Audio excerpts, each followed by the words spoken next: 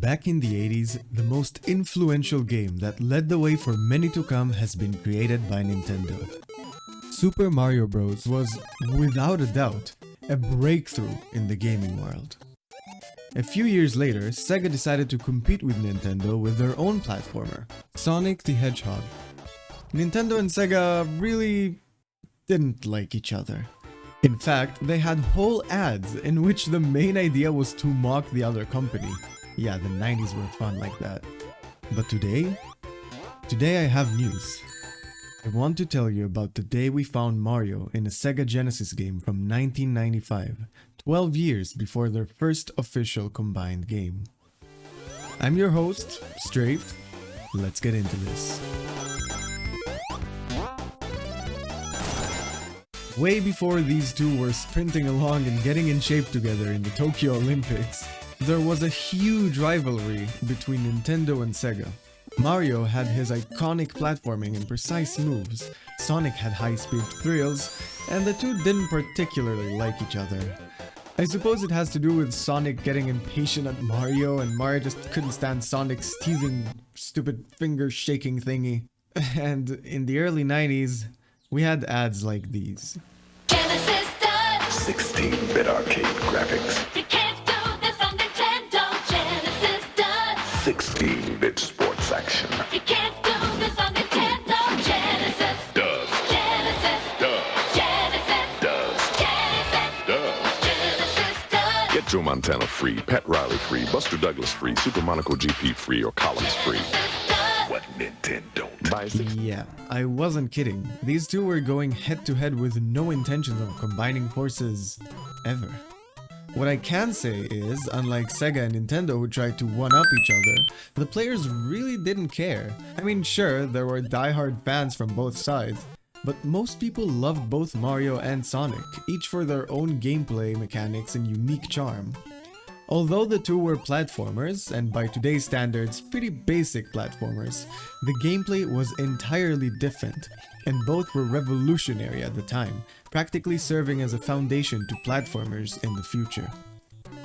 While people like me couldn't wait to see Sonic rescuing Peach or Mario jumping on Dr. Robotnik's head, Sega kept teasing Nintendo with ads on the television, and after 7 years of silence, Nintendo had enough, and it was time for revenge.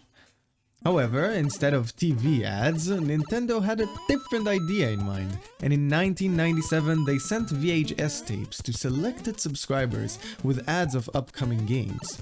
By the way, you should definitely subscribe to the channel if you're enjoying this video. You know, it's free, right? Anyways, one of these ads looked like this. And now, your feature presentation from Nintendo Power.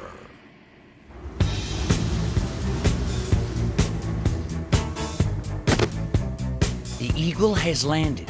I repeat, the eagle has landed. I'm on him. Hey, buddy, you got the time? Sure, it's, Hey, aren't you the...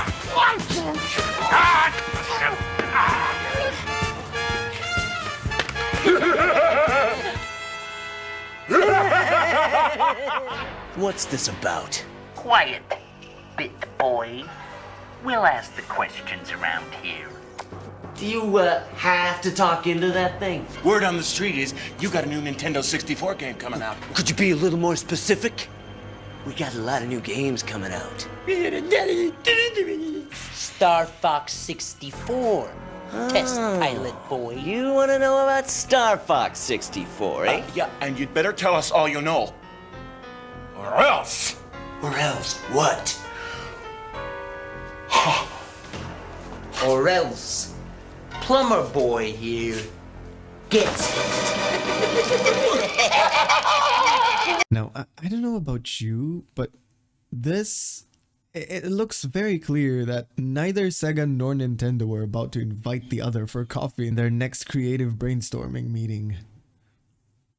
Back when the first Sonic game was released, a rumor had been going around that Mario's face was found in one of the levels.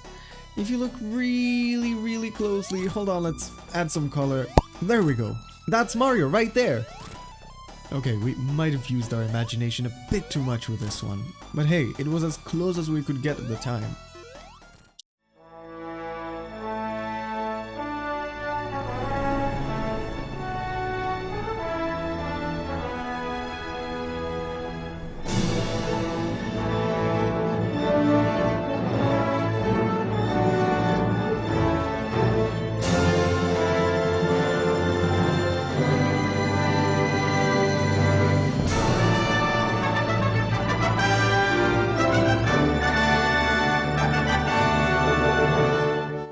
In 2007, the first installment of Mario and Sonic at the Olympic Games came out, and it was the first official time we saw the two together. But what if I tell you, just a few days ago, 26 years after it had happened, the community found Mario, not some random art that resembles Mario himself, in a game named Astal, a 2D platformer released in 1995 exclusively on the Sega Saturn. Astal takes place in the world of Quartalia, created by the goddess Antoas. Long story short, there's Leda, who's gentle and sweet, and she gets captured and you need to save her. This is pretty much Sega's Mario. Knowing that, it makes it the perfect game to have Mario hidden somewhere. But you gotta remember this is deep into the two companies' conflict. So what did we find? Well, this. This is what we found deep in the game's files. I wouldn't say this is Mario's best picture, but it's definitely him. What is he doing there? This picture serves no purpose in the game itself. Heck, Sega literally had a children's book at the time that featured a sign which read, "No Nintendo playing." Could it simply be an inside joke the devs made?